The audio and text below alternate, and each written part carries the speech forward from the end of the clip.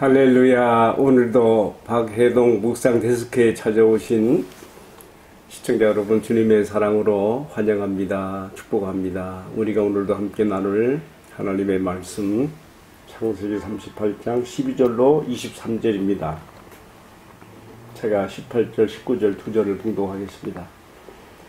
유다가 이르되 무슨 담보물을 너에게 주랴.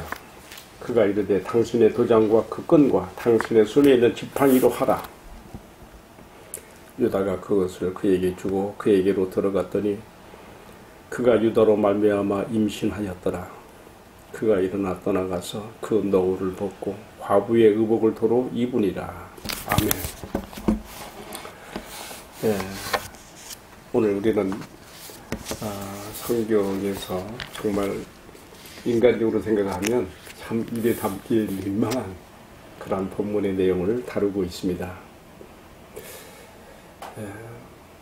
유다가 타락의 가속도가 붙어서 마침내는 창녀에게까지 들어가는데 그 창녀가 아이러니하게도 자기 며느리예요. 겉으로 보면은 참 있을 수 없는 이런 일들인데요. 이제 우리가 그 내용으로 들어가 봐야 되겠습니다.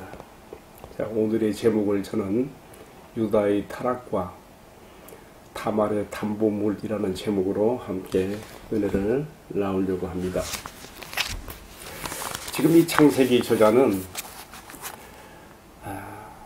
야곱의 11번째 아들인 요셉이 형들에 의해서 애굽으로 노예로 팔려간 이후에 그가 참 갖은 고생 끝에 참 감옥에까지 가게 되고 그런 하나님의 그 연단 가운데 깊이 들어가 있는 그 기간을 통과하는 어간에 가나안 땅에 있는 야곱의 장막에서는 어떤 일이 벌어졌는가. 특별히 야곱의 10아들 가운데 네 번째 아들인 유다에게 초점을 맞춰서 그의 이야기가 소개가 되고 있습니다. 물론 10아들의 이야기 다 하면 좋겠죠. 그러나 성경은 구속사의 흐름을 이어나가면서 대표적인 중점적인 이야기들만 다루고 있기 때문에 지금 창세기 36장까지 야곱의 이야기가 끝나고 37장부터는 이것이 야곱에게 속한 야곱의 약전이면서 특별히 요셉의 이야기가 주를 이루지만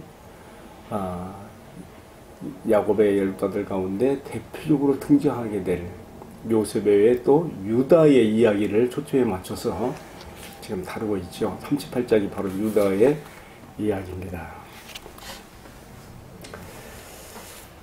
우리가 알다시피 동생 요셉을 애굽의 종으로 팔아넘긴 이후에 요셉의 10형들은 아버지 야곱을 속여먹고 뭔가 그 야곱의 장막의 분위기가 매우 우울하고 슬프고 뭔가 박지 못한 그런 가운데 지냈으리라는 것을 충분히 짐작할 수가 있죠. 여기서 유다는 뛰쳐나오는 겁니다. 더 이상 집이 싫은 거예요. 그러나 하나님의 언약에 깃들어 있는 야곱의 장막을 떨어져 나오자 그는 하나님의 은혜에서 떨어지면서 계속 타락의 길을 가게 되죠. 그래서 어떻게 됩니까? 가나안족들이 살고 있는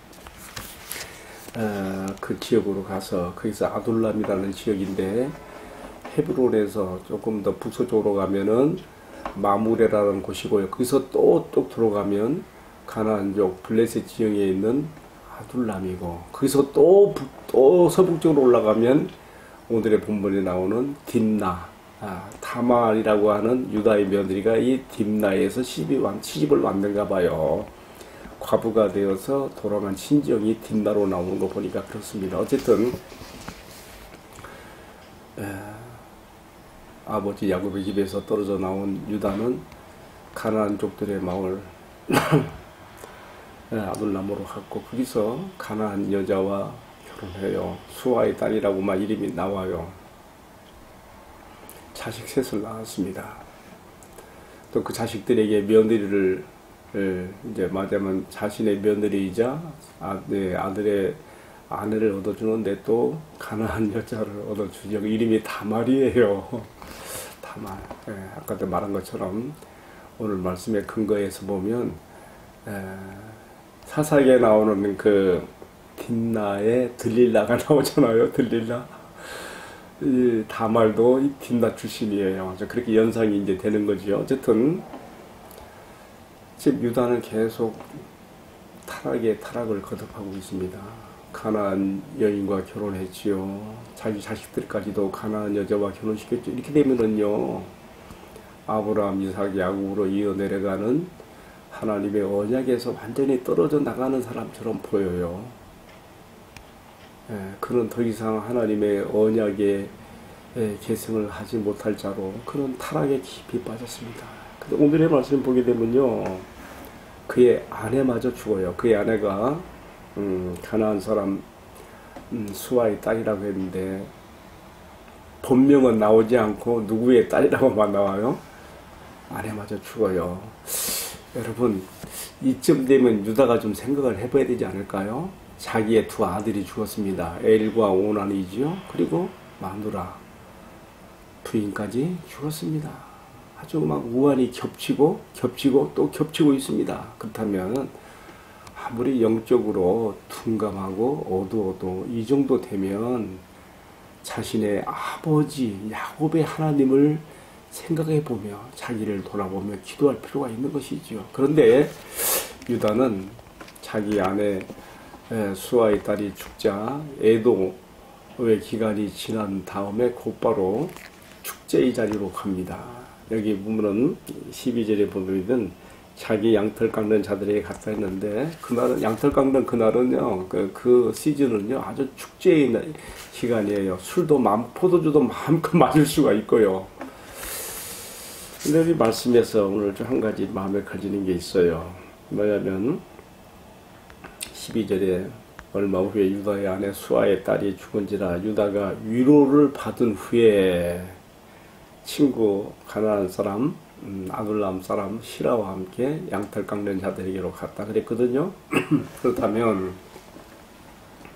여기서 위로라는 단어를 가지고 비유가 되는 거예요. 야곱은 아들 요셉이 죽었다는 비보를 접했을 때에 10아들이 달라들어서 사실은 거짓말 속인 거죠. 아버지를 위로했지만은 위로를 받지 아니했다라고 나와 있어요. 그 정도로 그 슬픔의 깊이가 컸다는 거죠. 그래서 지금 유다는 자기 마누라가 죽고 나니까 위로를 받은 후에라고 지금 나옵니다. 근데 내가 보기에는 슬픔의 깊이가 없어 보여요. 제 생각일까요? 어쨌든 유다는 애도의 기간이 끝나자 가나안족들의 그 마을로 가서 그는 하지 못할, 정말 하나님의 언약이 깃든 야곱의 장막의 아들로서 하지 못할 일을 하게 돼요. 오늘 나온 본문에 보게 되면요, 15절에는 한 청녀가 지금 유다가 올라온 딥나의 그 문 곁에 있었다고 나와 있는데요. 뒤에 가서 이 창녀에 대한 얘기가 조금 더 구체적으로 21절과 22절에 나오고 보면 신전의 창녀라고 나와 있어요. NIV 성경에 그렇게 번역이 되고 있어요. 그러니까 보통 창녀가 아닌 것이죠. 사실 본래는 누구예요? 지금 유다의 며느리 다말이 변장하고 지금 여기에 와 있는 것인데, 어쨌든 유다는 아무도 모르니까 오늘 참 유다의 그 잘못을 그나마라도 덮어줄 수 있을 만한 근거 구절이 16절이에요. 뭐라고 나와 있는가 하면은 유다가 지금 그 청녀에게 말하는 것이에요. 청하건대 나로 하여금 너에게 들어가게 하라 하니 그의 며느리인 줄을 알지 못함이니라 그랬어요. 예, 여기 이 구절의 말씀이 유다의 이러한 잘못에도 불구하고 그가 알지 못함이라고 하는 그 구절에서 조금 희석이 되는, 그의 잘못이 좀 희석이 되는 것이죠. 그러나 그는 이렇게 거듭된 타락과 탈선으로 마치 브레이크 없는 폭죽 기관차가 달리는 것처럼 계속 타락의 길을 가는 것이죠.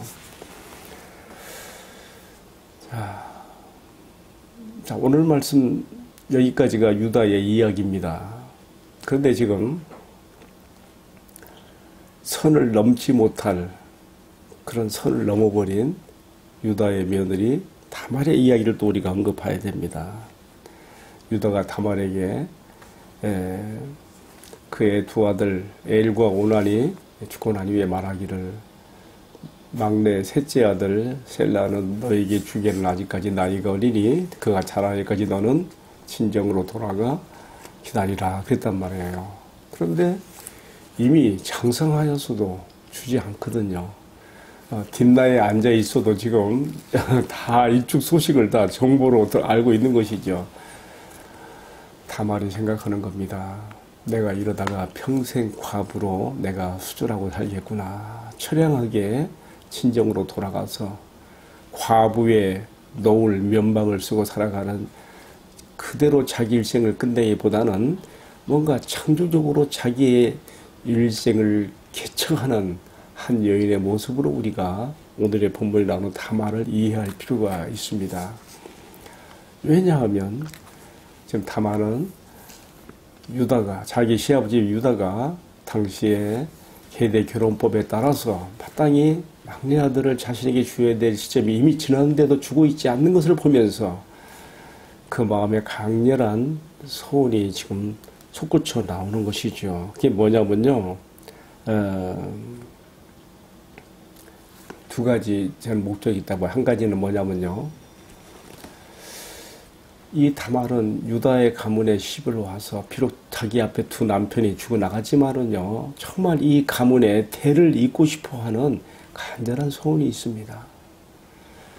하나님께서 아브라함과 이삭, 야곱에게 언약을 주시면서 주신 언약의 그 내용 중에 한 가지가 뭐예요? 내 자손이 하늘의 별같이 땅의 티끌같이 많아질 것이라고 하는데 다말도 이 가문에 시집을 와서 분명히 이런 거 들었을 거예요. 야, 나도 그 하나님의 언약에 참 그 축복을 따라서 이 가문의 대를 잃게 하는 자녀를 번성케 하는 나도 디딤돌이 되고 싶다는 왜 소원이 없었겠어요? 그러나 앞선 두 남편 엘과 오난을 통해서 이루지 못했습니다. 마지막 셋째 아들 셀라는 주지 않고 있습니다. 다말의 마음속에 거룩한 욕심이라 할까요? 발동되었습니다. 내가 시아버지로 인하여서라도 이 가문의 대를 이으리라 하는 그러한 거룩한 열망이 그녀 안에서 끌어올라서 지금 이렇게 어찌 보면 넘지 못할 선을 넘어가면서까지 과감한 어찌 보면 좀 담대한 어떤 지금 행위로 지금 나가고 있는 것이죠. 여러분 우리가 이런 점들을 잘 이해할 필요가 있어요. 또 한 가지 다말이 지금 넘지 못할 선을 넘으면서까지 이렇게 하고 있는데 또 한 가지 이유가 있다고 봐요. 뭐냐? 유다의 지금 잘못된 생각을 고치는 것이 드러내는 것이죠. 분명히 친정으로 돌려보낼 때에는 이유를 달았거든요. 막내 아들 셀라가 아직 어리니 그가 자라기까지 기다리고 있어라. 기다림이 끝이 없는 거예요. endless waiting이 끝이 없는 기다림이에요. 다말은 지금 유다가 어떤 잘못을 하고 있는가를 이 행위를 통하여 드러내기를 시도하고 있는 것입니다. 자, 여기까지가 오늘의 말씀이에요. 물론 뭐 뒤에 이어지는 몇 구절 말씀들은 이제 이후에 이제 유다가 자신이 장녀에게 들어갈 때에 지참금이 없었어요. 화대가 없었어요. 그렇지만 그의 끓어오르는 그 욕정을 발산할 길이 없으니까 외상으로 할 수는 없는 거 아니에요. 그러니까 어떻게 했습니까? 다말이 요구하죠. 나에게 무엇을 주겠느냐? 나의 몸값으로 무엇을 주겠느냐? 유다가 말했습니다. 네가 무엇을 원하느냐? 그때 유다가 말하기를 내 염소떼가 온 데서 염소 새끼를 너에게 한 마리 주리라. 그게 화대지요? 그러면 그 외상을 갚을 때까지 나에게 담보물로 뭘 주겠느냐? 또 물어서 다말이 이 질문에 대해서 유다가 말합니다. 그래 내가 너에게 무엇을 주면 좋겠느냐? 그때 때 다말이 아주 재치 있고 지혜로운 요구를 합니다. 당신의 도장과 끈과 지팡이를 나에게 주소서. 여러분, 제가 보기에 유다가 그 지역에 좀 유지였던가 봐요. 이러한 도장과 끈과 지팡이를 소지하고 있다는 것은 그냥 평범한 사람은 아닙니다.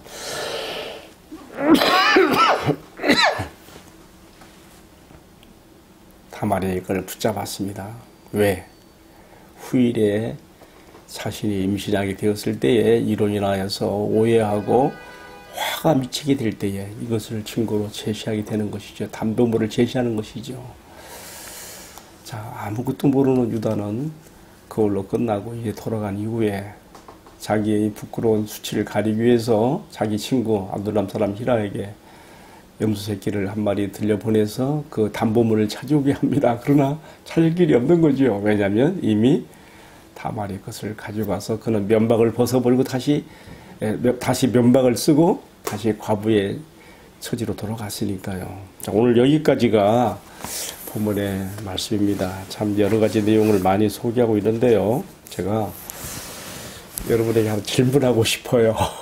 여러분, 선을 넘지 못할 그러한 선을 넘었는데 이 다말에 대해서 우리가 그의 행위를 어떻게 평가해야 될까요? 어떻게 받아들이겠습니까? 시아버지와 며느리의 불륜이라고 하는 참 인간 세상 속에서도 입에 담기 어렵고 민망한 이런 이야기인데요. 이런 것 성경은 정말 왜 가장 시실한 책인가 보면요. 거짓 없이 남김없이 다 있는 그대로 드러내고 있거든요. 자, 여러분, 이 다말에 넘지 못할 선을 넘은 이 여인 다말을 어떻게 여러분 평가하실랍니까? 자, 저는요, 하나님의 말씀인 성경이 여기에 대해서 뭐라고 말하고 있는지, 그리고 후에 유다의 후손들이 이 다말을 어떻게 말하고 있는지를 소개함으로써 일단 이 다말에 대한 평가는 이 정도로 마치고 싶어요. 여러분, 룻기 4장 11절에서 12절에 보게 되면 그이는 또 한 사람, 유다의 후손으로서 보아스라는 사람이 모압 여인 룻을 아내로 맞아들이면서 베들레헴 성 사람들에게 칭송을 받는 이야기가 나와요. 그게 바로 다말의 이야기가 섞어 나온다는 말이죠. 그게 사람들이 이렇게 얘기했어요.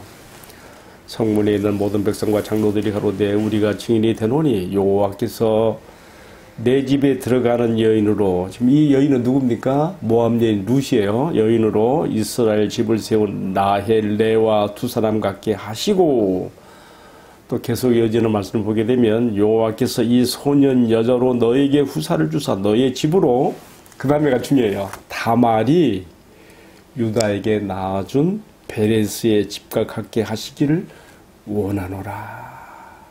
자, 이 말씀 보게 되면 하나님의 말씀은, 그리고 유다의 후손들은 다말이 유다의 가문의 대를 잇고자 했던 이 과감한 담대한 그의 행위에 대하여서 그를 도덕적으로 윤리적으로 판단하고 정죄하기보다는 그를 높였다고 하는 것, 그를 칭송했다 하는 것, 우리가 여기서 눈여겨볼 대목이 아닐 수가 없는 것이죠. 자, 여기까지 본문과 관련된 내용을 이야기하고요. 적용으로 들어가서, 그렇다면 오늘의 말씀 크게 두 가지를 제가 적용을 이제 또 해보게 됩니다. 하나는 유다의 방종을 통해서 받는 교훈이 있어요. 또 한 가지는 다말이 요구한 담보물을 통해서 받는 교훈이 있습니다. 자, 먼저 유다의 방종에서 배우는 교훈은 우리가 어떻게 받을 수 있는가요? 유다가 아버지 야곱의 집을 떠나서 참 그 은혜에서 떨어지자 계속 타락의 길을 내려갑니다. 타락에도 가속도가 붙으면 무서워지는 거예요. 나중에는요, 창녀에게, 심지어 신전에, 이방 우상의 신전에 종소하는 창녀에게까지 들어갔다고 우리가 예상할 수가 있는 것이죠. 더 이상 더 내려갈 바닥이 없을 정도로 아주 바닥까지 내려간 그런 유다의 모습을 보여주고 있습니다. 그가 자기 아내 수아의 딸이 죽자 애도의 기간이 끝난 다음에 이런 일을 했는데요. 저는 이 대목에서 한 가지 생각해 보는 것이 있어요. 뭐냐면요. 그때 유다의 마음속에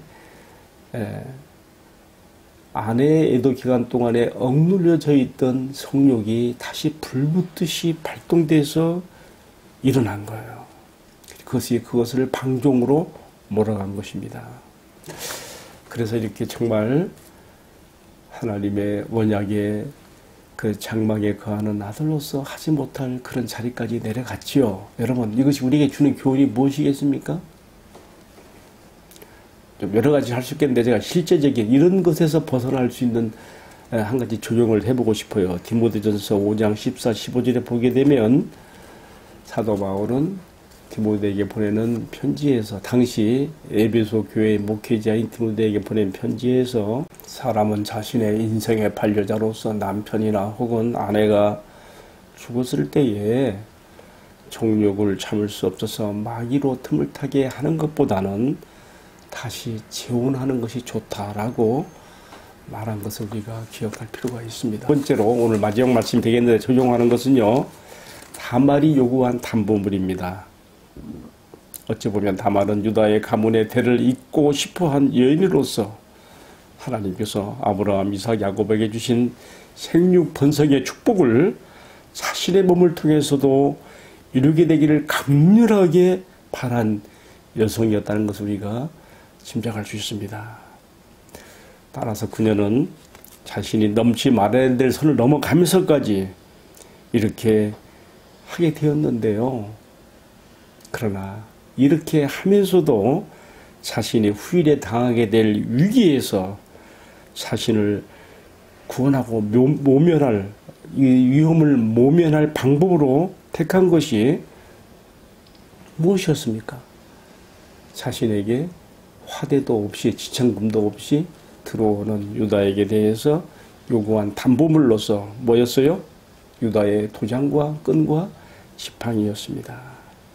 참 이 점은 우리가 다말의 지혜로움을 우리가 엿보게 되는 것입니다. 또 한편 아까도 말씀드렸는데 후일에 이 일이 드러나게 되었을 때에 유다가 자신의 잘못을 돌아보게 되는 그런 계기도 만들어지게 되었습니다. 왜냐하면 막내 아들 실레를 준다 해놓고서 결혼 계대법에서 주지 않은 그 유다의 그 잘못됨을 드러내게 하는 또 계기도 된 것이기 때문에 다말의 이런 행위 속에 들어있는 재치와 지혜로 우리가 또 엿보게 되는 것이죠. 한편 오늘의 말씀을 제가 시청자들에게 또 자신에게 적용해 보는 것은요. 후일에 우리가 주님의 심판대 앞에서 정말 두렵고 떨리는 심판대 앞에 서게 됐을 때에 나의 구원을 보증하는 담보물이 있는가?